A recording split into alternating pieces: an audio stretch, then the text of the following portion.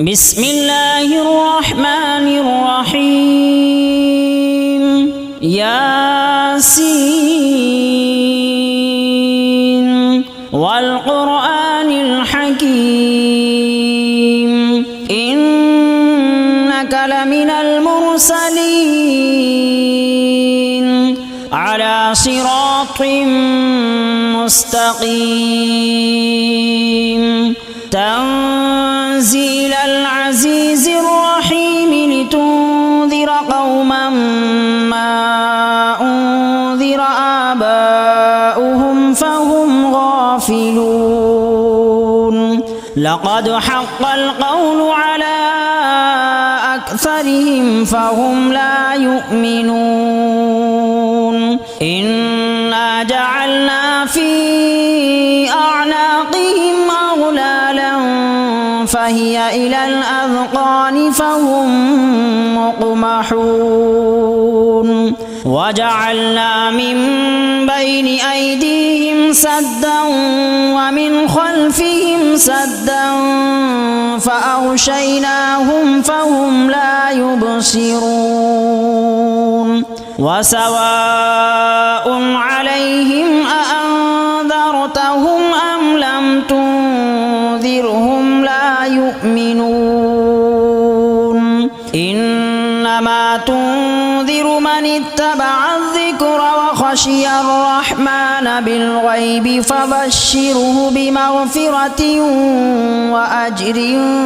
كريم إنا نحن نحيي الموتى ونكتب ما قدموا وآثارهم وكل شيء أحصيناه في إمام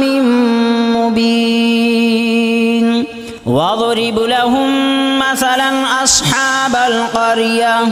إذ جاءها المرسلون إذ أرسلنا إليهم اثنين فكذبوهما فعززنا بثالث فقالوا إنا إليكم مرسلون قالوا ما أنتم إلا بشر مثلنا وما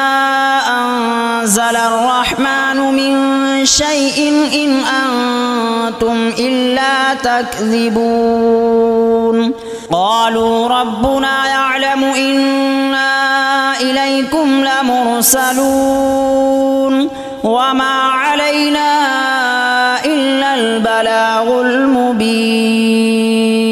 قالوا إنا تطيرنا بكم لئن لم تنتهوا لنرجمنكم وليمسنكم منا عذاب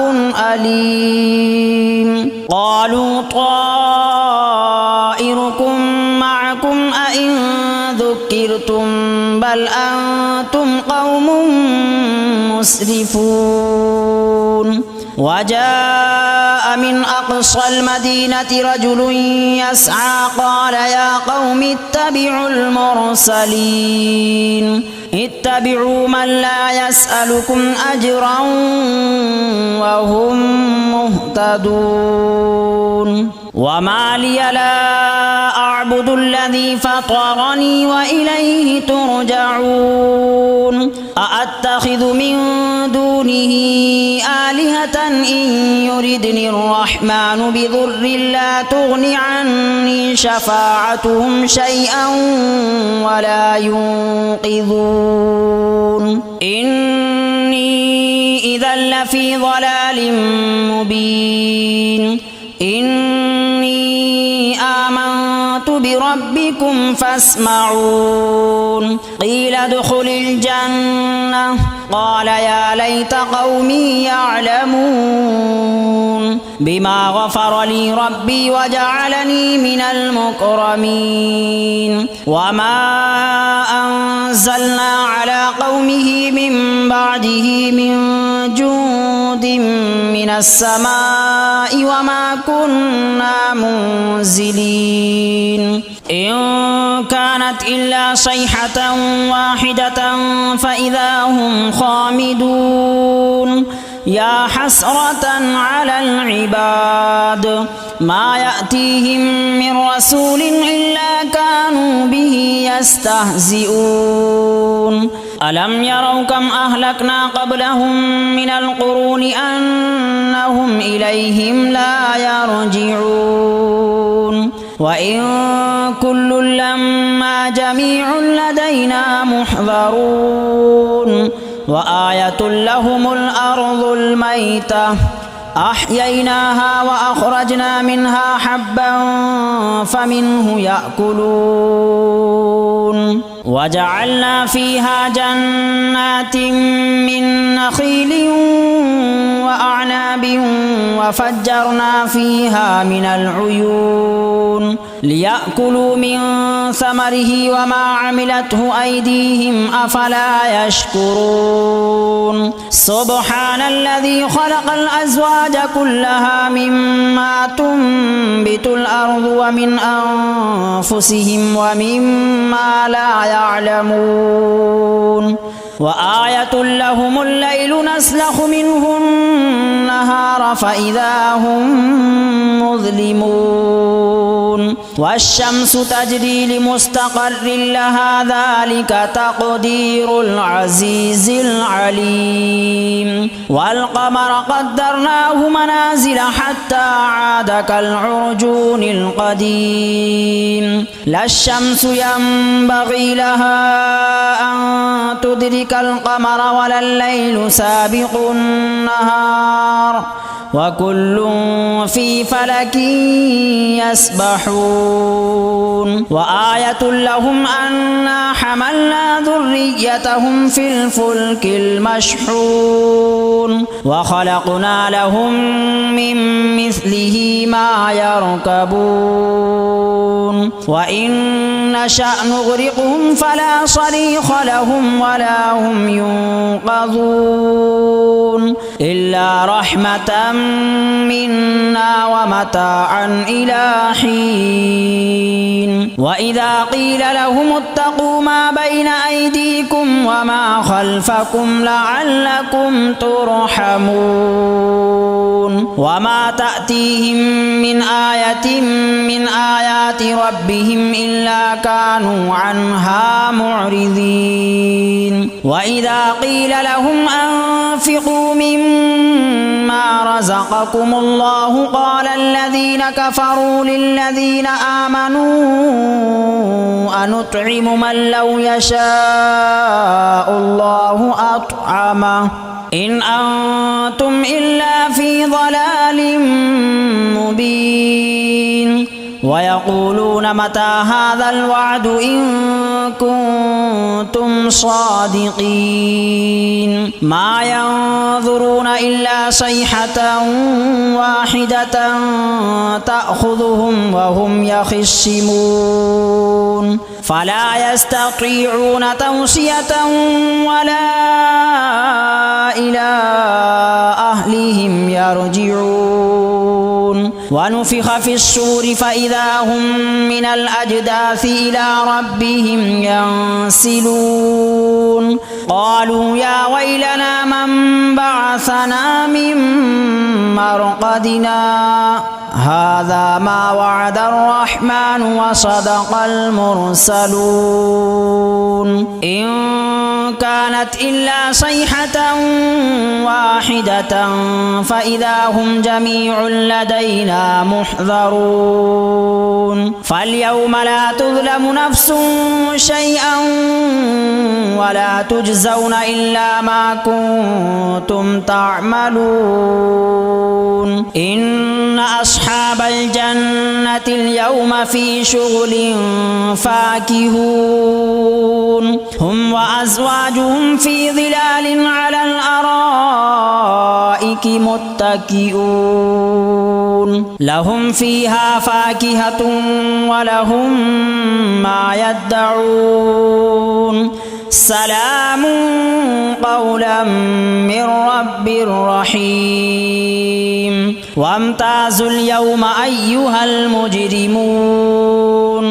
ألم أعهد إليكم يا بني آدم ألا تعبدوا الشيطان إنه لكم عدو مبين وأن اعبدوني هذا صراط مستقيم ولقد أضل منكم جبلا كثيرا أفلم تكونوا تعقلون هذه جهنم التي كنتم توعدون اصلوها اليوم بما كنتم تكفرون اليوم نختم على أفواههم وتكلمنا أيديهم وتشهد أرجلهم بما كانوا يكسبون ولو نشاء لطمسنا على أعينهم فاستبقوا الصراط فأنى يبصرون ولو نشاء لمسخناهم على مكانتهم فما استطاعوا مضيا ولا يرجعون ومن نعمره ننكسه في الخلق أفلا يعقلون وما علمناه الشعر وما ينبغي له إن هو إلا ذكر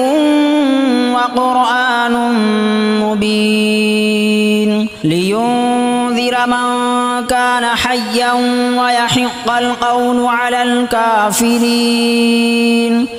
أولم يروا أنا خلقنا لهم مما عملت أيدينا أنعاما فهم لها مالكون وذللناها لهم فمنها ركوبهم ومنها يأكلون ولهم فيها منافع ومشارب أفلا يشكرون واتخذوا من دون الله آلهة لعلهم ينصرون لا يستطيعون نصرهم وهم لهم جند محضرون فلا يحزنك قولهم إنا نعلم ما يسرون وما يعلنون أولم ير الإنسان أنا خلقناه من نطفة فإذا هو خصيم مبين وضرب لنا مثلا ونسي خلقه قال من يحيي العظام وهي رميم قل يحييها الذي أنشأها أول مرة وهو بكل خلق عليم الذي جعل لكم من الشجر الأخضر نارا فإذا أنتم منه توقدون أوليس الذي خلق السماوات والأرض بقادر على أن يخلق مثلهم بلى وهو الخلاق العليم إنما أمره إذا أراد شيئا أن يقول له كن فيكون فسبحان الذي بيده ملكوت كل شيء وإليه ترجعون بسم الله الرحمن الرحيم الرحمن علم القرآن خلق الإنسان علمه البيان الشمس والقمر بحسبان والنجم والشجر يسجدان والسماء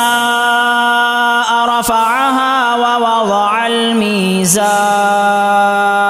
ألا تطغوا في الميزان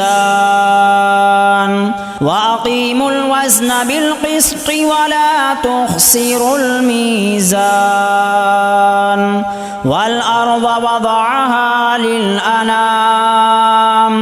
فيها فاكهة والنخل ذات الأكمام والحب ذو العصف والريحان فبأي آلاء ربكما تكذبان خلق الإنسان من صلصال كالفخار وخلق الجان من مارج من نار فبأي آلاء ربكما تكذبان رب المشرقين ورب المغربين فبأي آلاء ربكما تكذبان مرج البحرين يلتقيان بينهما برزخ لا يبغيان فبأي آلاء ربكما تكذبان يخرج منهما اللؤلؤ والمرجان فبأي آلاء ربكما تكذبان وله الجوار المنشآت في البحر كالأعلام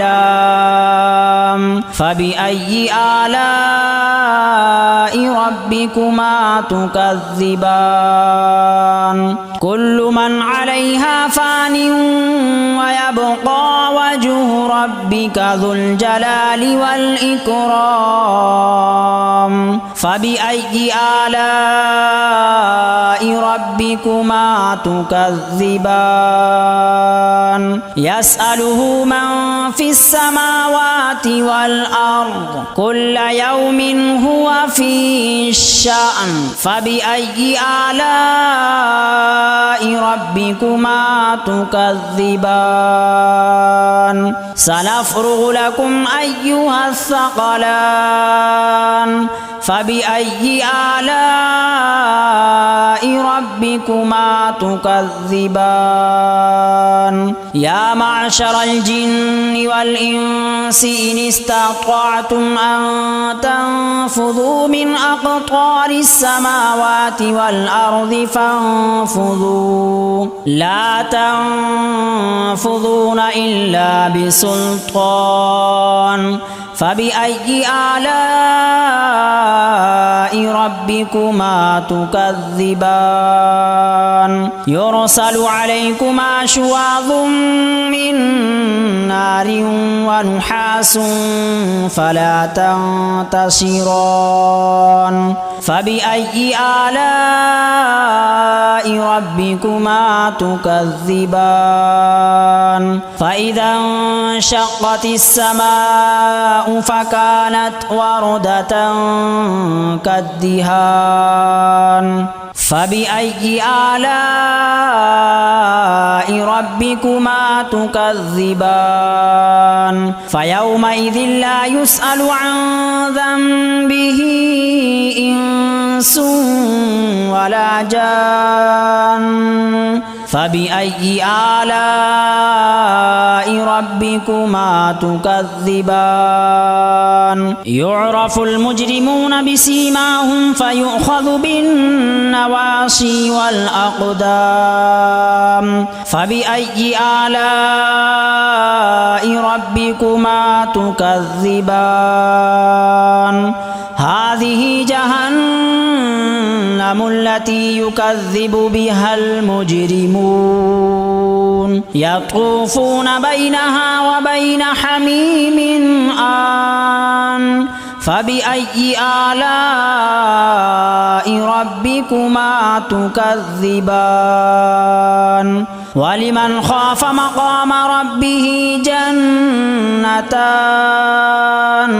فبأي آلاء ربكما تكذبان ذواتا أفنان فبأي آلاء ربكما تكذبان فيهما عينان تجريان فبأي آلاء ربكما تكذبان فيهما من كل فاكهة زوجان فبأي آلاء ربكما تكذبان متكئين على فرش بطائنها من استبرق وجنى الجنتين دان فبأي آلاء ربكما تكذبان فيهن قاصرات الطرف لم يطمثهن إنس قبلهم ولا جان فبأي آلاء ربكما تكذبان كأنهن الياقوت والمرجان فبأي آلاء ربكما تكذبان هل جزاء الإحسان إلا الإحسان فبأي آلاء ربكما تكذبان ومن دونهما جنتان فبأي آلاء ربكما تكذبان مدهامتان فبأي آلاء ربكما تكذبان فيهما عينان نضاختان فبأي آلاء ربكما تكذبان فيهما فاكهة ونخل ورمان فبأي آلاء ربكما تكذبان فيهن خيرات حسان فبأي آلاء ربكما تكذبان حور مقصورات في الخيام فبأي آلاء ربكما تكذبان لم يطمثهن إنس قبلهم ولا جان فبأي آلاء ربكما تكذبان متكئين على رفرف خضر وعبقري حسان فبأي آلاء ربكما تكذبان تبارك اسم ربك ذي الجلال والإكرام بسم الله الرحمن الرحيم تبارك الذي بيده الملك وهو على كل شيء قدير الذي خلق الموت والحياة ليبلوكم أيكم أحسن عملا وهو العزيز الغفور الذي خلق 7 سماوات طباقا ما ترى في خلق الرحمن من تفاوت فارجع البصر هل ترى من فطور ثم ارجع البصر كرتين ينقلب إليك البصر خاسئا وهو حسير ولقد زينا السماء الدنيا بمصابيح وجعلناها رجوما للشياطين وأعتدنا لهم عذاب السعير وللذين كفروا بربهم عذاب جهنم وبئس المصير إذا ألقوا فيها سمعوا لها شهيقا وهي تفور تكاد تميز من الغيظ كلما ألقي فيها فوج سألهم خزنتها ألم يأتكم نذير قالوا بلى قد جاءنا نذير فكذبنا وقلنا ما نزل الله من شيء إن أنتم إلا في ضلال كبير وقالوا لو كنا نسمع أو نعقل ما كنا في أصحاب السعير فاعترفوا بذنبهم فسحقا لأصحاب السعير إن الذين يخشون ربهم بالغيب لهم مغفرة وأجر كبير وأسروا قولكم أو اجهروا به إنه عليم بذات الصدور ألا يعلم من خلق وهو اللطيف الخبير هو الذي جعل لكم الأرض ذلولا فامشوا في مناكبها وكلوا من رزقه وإليه النشور أأمنتم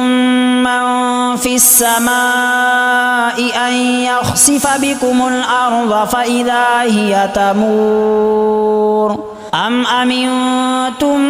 من في السماء أن يرسل عليكم حاصبا فستعلمون كيف نذير ولقد كذب الذين من قبلهم فكيف كان نكير أولم يروا إلى الطير فوقهم صافات ويقبضن ما يمسكهن إلا الرحمن إنه بكل شيء بصير أمن هذا الذي هو جند لكم ينصركم من دون الرحمن إن الكافرون إلا في غرور أمن هذا الذي يرزقكم إن أمسك رزقه بل لجوا في عتو ونفور أفمن يمشي مكبا على وجهه أهدى أمن يمشي سويا على صراط مستقيم قل هو الذي أنشأكم وجعل لكم السمع والأبصار والأفئدة قليلا ما تشكرون قل هو الذي ذرأكم في الأرض وإليه تحشرون ويقولون متى هذا الوعد إن كنتم صادقين قل إنما العلم عند الله وإنما أنا نذير مبين فلما رأوه زلفة سيئت وجوه الذين كفروا وقيل هذا الذي كنتم به تدعون قل أرأيتم إن أهلكني الله ومن معي أو رحمنا فمن يجير الكافرين من عذاب أليم قل هو الرحمن آمنا به وعليه توكلنا فستعلمون من هو في ضلال مبين قل أرأيتم إن أصبح ماؤكم غورا فمن يأتيكم بماء معين